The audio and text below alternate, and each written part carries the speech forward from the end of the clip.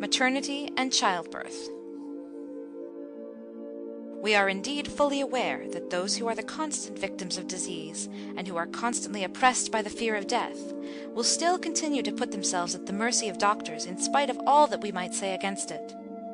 We venture to think, however, that there would be at least a few who are willing to cure themselves of their diseases by purely natural processes, so as to save themselves from all further attacks, and such persons would surely find it worthwhile to follow the simple directions we have given.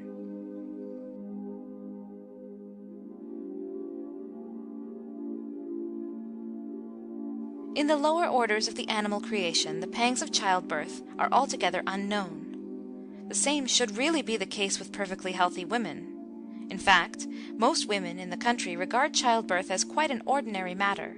They continue to do their normal work till almost the last moment, and experience hardly any pain at the time of delivery. Women employed in labor have also been known to be able very often to return to work almost immediately after childbirth.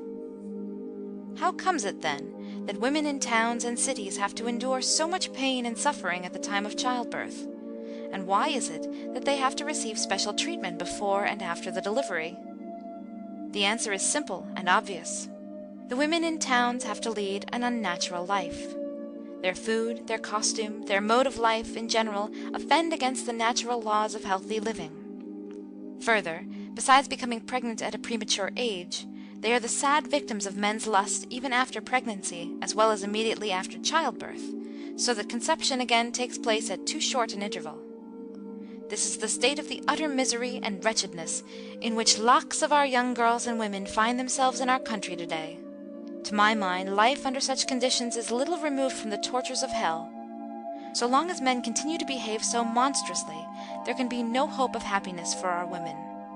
Many men put the blame on the women's shoulders, but it is none of our business here to weigh the relative guilt of man and woman in this matter. We are only concerned to recognize the existence of the evil and to point out its cure. Let all married people realize, once for all, that so long as sexual enjoyment at a premature age, as well as during pregnancy and soon after childbirth, does not cease to exist in our land, an easy and painless childbirth must remain a wild dream.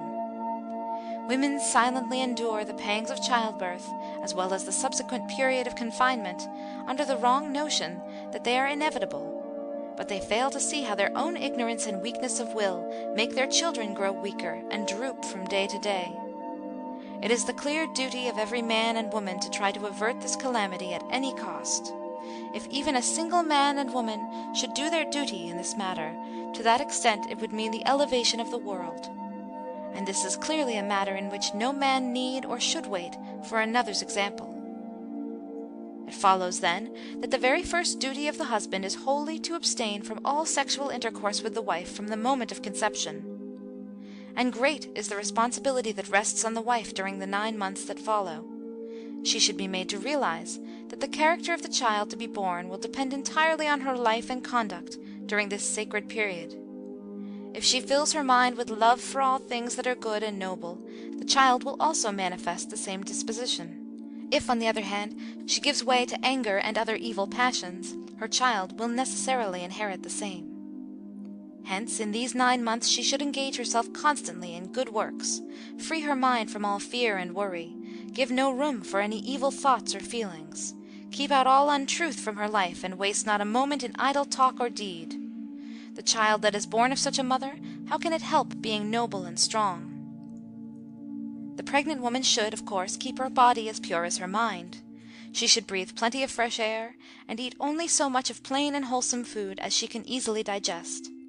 If she attends to all the directions already given in the matter of diet, etc., she would have no need at all to seek the aid of doctors.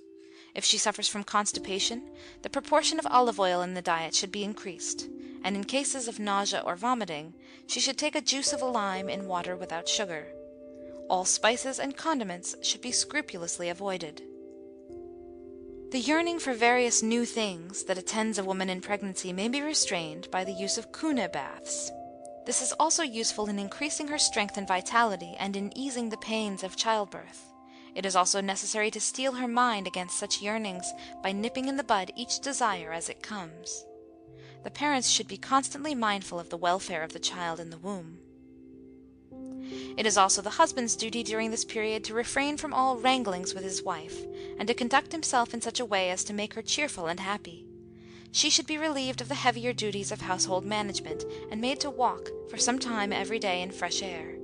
And on no account should she be given any drugs or medicines during the period. End